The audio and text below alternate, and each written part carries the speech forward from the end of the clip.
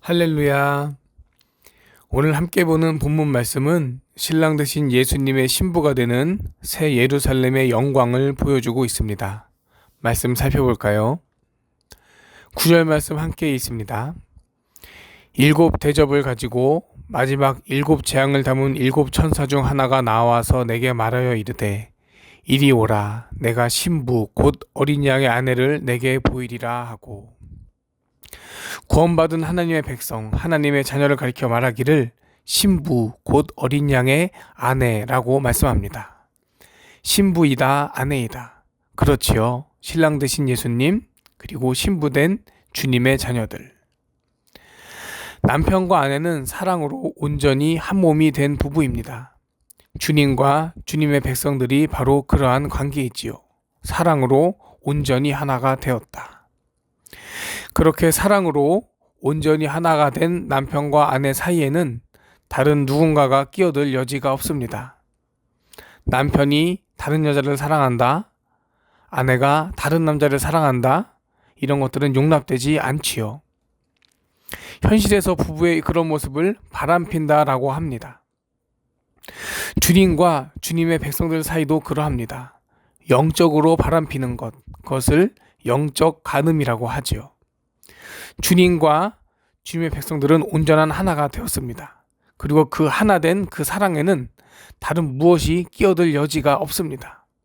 그렇게 구원받은 자들은 신부, 곧 어린 양의 아내가 되는 것이지요.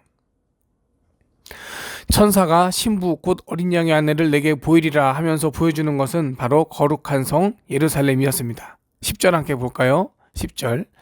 성령으로 나를 데리고 크고 높은 산으로 올라가 하나님께로부터 하늘에서 내려오는 거룩한 성 예루살렘을 보이니. 요한계시록에는 두 여인이 대조되어서 나타나지요.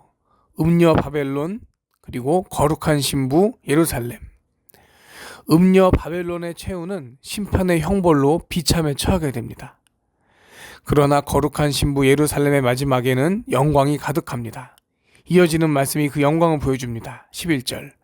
하나님의 영광이 있어 그 성의 빛이 지극히 귀한 보석 같고 벽옥과 수정같이 막더라.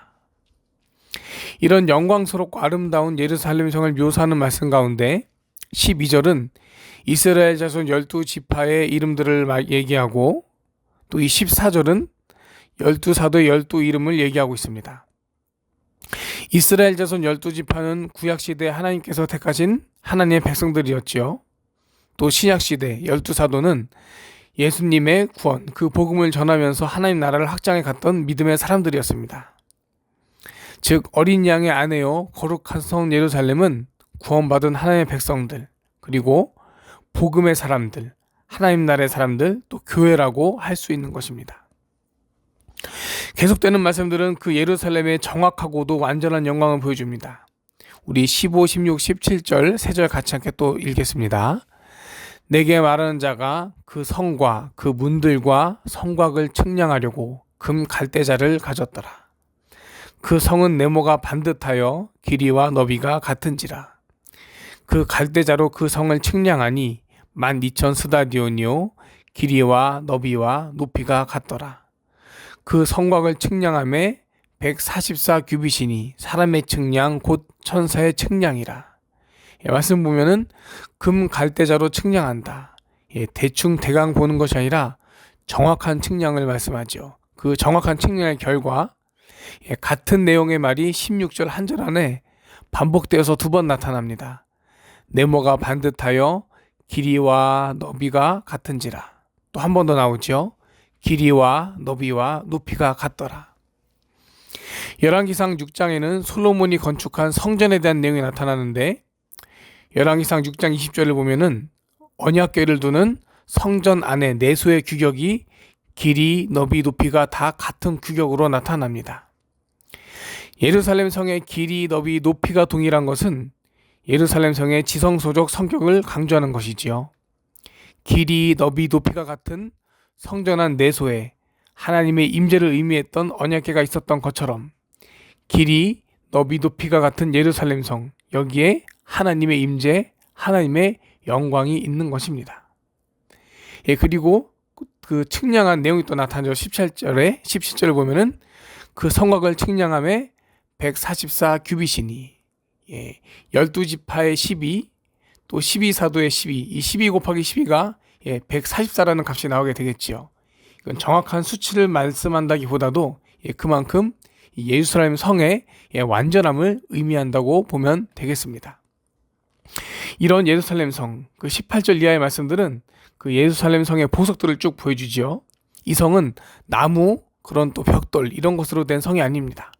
온갖 보석으로 된 성곽, 성 기초석 문들, 어린 양의 아내인 새 예루살렘, 하나님 백성들의 영광이 이렇게 빛나고 빛나는 영광인 것입니다. 오늘 말씀 정리하고 마치도록 하겠습니다.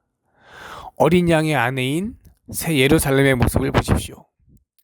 그 빛나는 영광과 또 그곳에 함께한 하나님의 임재, 그것은 이 세상의 그 어떤 것보다도 귀하고 아름다울 것입니다. 이것이 바로 우리가 바라고 품는 소망이 아니겠습니까?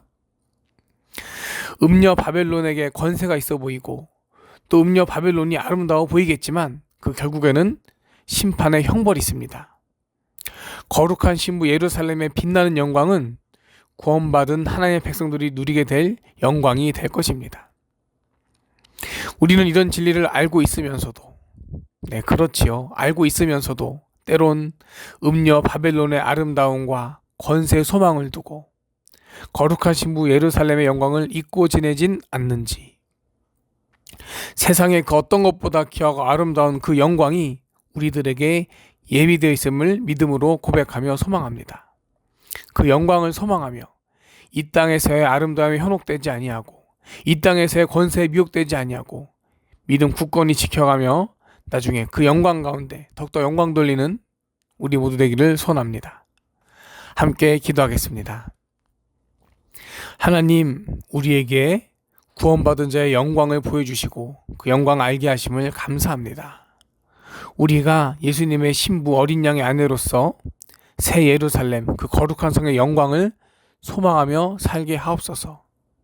그 영광이 얼마나 아름답고 얼마나 귀한 것인지를 생각하며 이 땅의 헛된 것들에 미련 두지 않게 하옵소서. 그렇게 늘 승리하는 삶으로 영광 돌리게 하옵소서. 예수님 이름으로 간절히 기도합니다. 아멘.